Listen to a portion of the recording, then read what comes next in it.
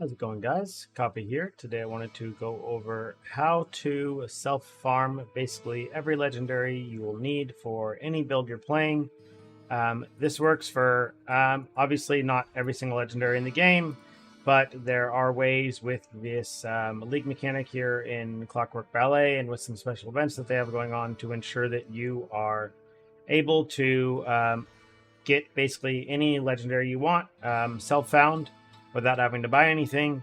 And that is using this event thing here. If you go ahead and click on the little event button here in the upper right, it is called Legendary Vision. So Legendary Vision, what this does is it significantly increases the drop rate of whatever items are selected in here. It does have a timer that just basically forces you to go in here and confirm that those are the items you set after that time. But you can freely change these whenever you want. So as you can see, there are some recommendations that it gives you basically that says like, oh, you know, these are recommended because people are buying them or whatever it may be. But my recommendation is, again, to just focus on the things that you need for your build, or the things where you're looking for the upgrades the most, or where you are looking to like corrode them the most, for example. So for my build, I am looking for Twisted Branch, I'm looking for Cicada Shell, and I'm looking for Light Hunter Belt, because I need to get a good corrosion on each of these. But as you can see, almost everything is in here. There's going to be a few things that either come specifically from bosses or from league mechanics that aren't going to show up on here. So you're not going to see like Ghost Slaughter Gauntlets, which are an exclusive drop from God of War.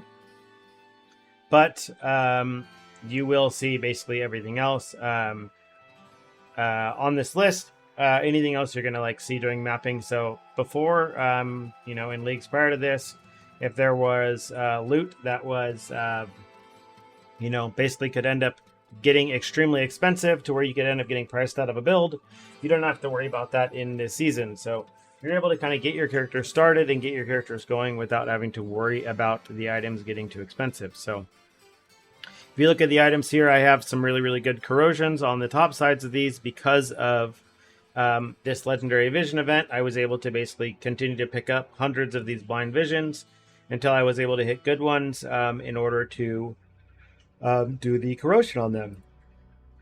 So you can see the same thing here. I have some wind breath dispersions here and some wind breath convergence that I have corroded to try to get a better one. So far I haven't gotten better than +3, but I did get one to give me some damage avoidance. And then for my belt here, I have the same thing. I got a T0 mod on these. I got a T0 mod on these. And then on my chest, I hit my most important mod here, which is the, you know, additional elemental damage equal to my max ES. So I've been able to get all of these mods when typically without this, if I was to have to buy these, instead of, you know, them being Legendary Aptitude 2, and if I was going to buy a priceless version, I'd be spending thousands of FE to do so.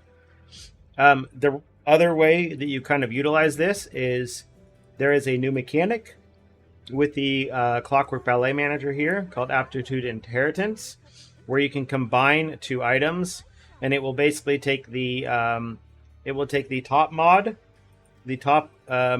from one item and the bottom mods of another. So once you have your one item, so say I have my say I had my belt here that had the mods on it that I actually wanted crafted on there. So these right here, or this like top corrosion here.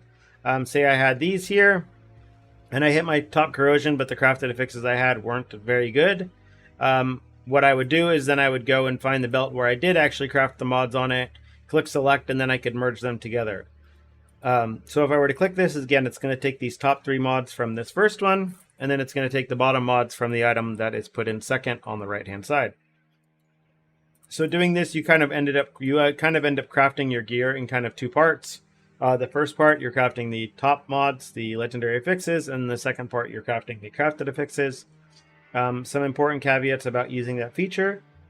They do have to have the same legendary aptitude, and they do have to have the exact same name. So even if this was a Light Hunter Belt priceless, like level 100 with 2 at legendary aptitude, I couldn't merge it with this because they do have a different name.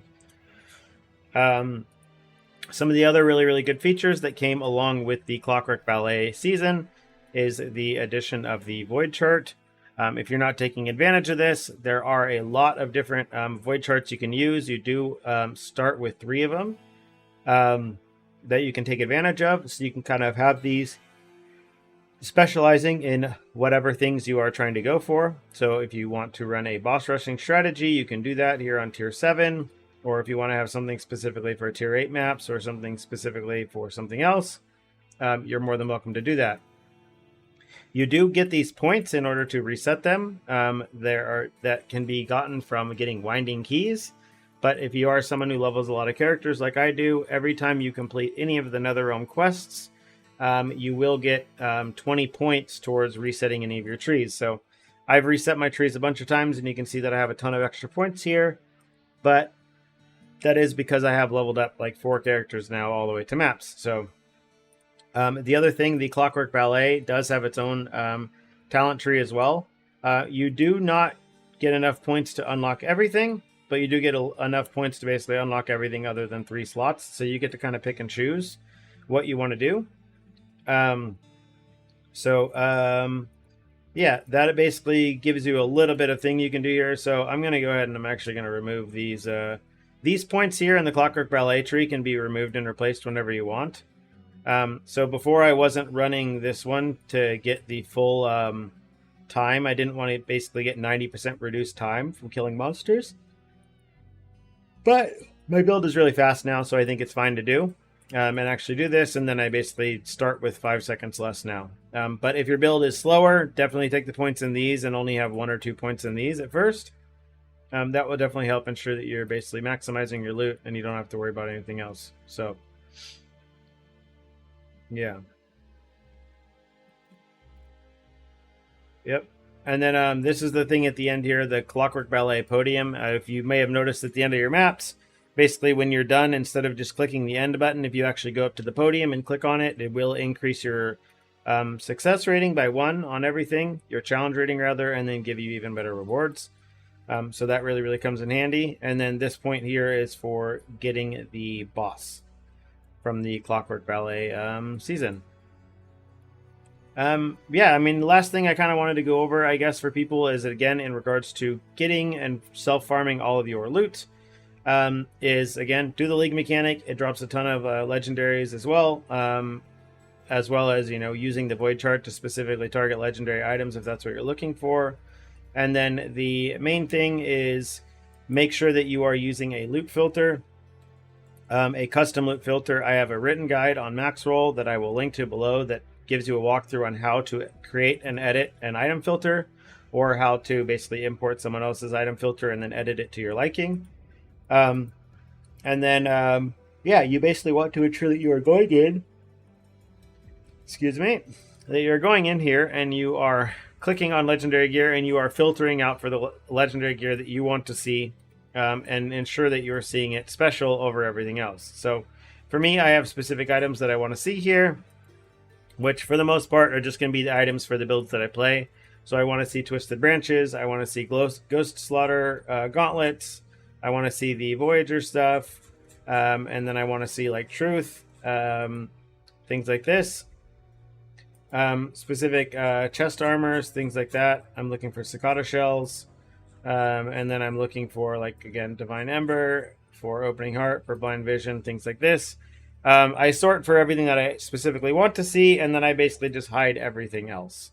I have this kind of setup like this just because I don't like seeing a ton of uniques, but you may want to see them all.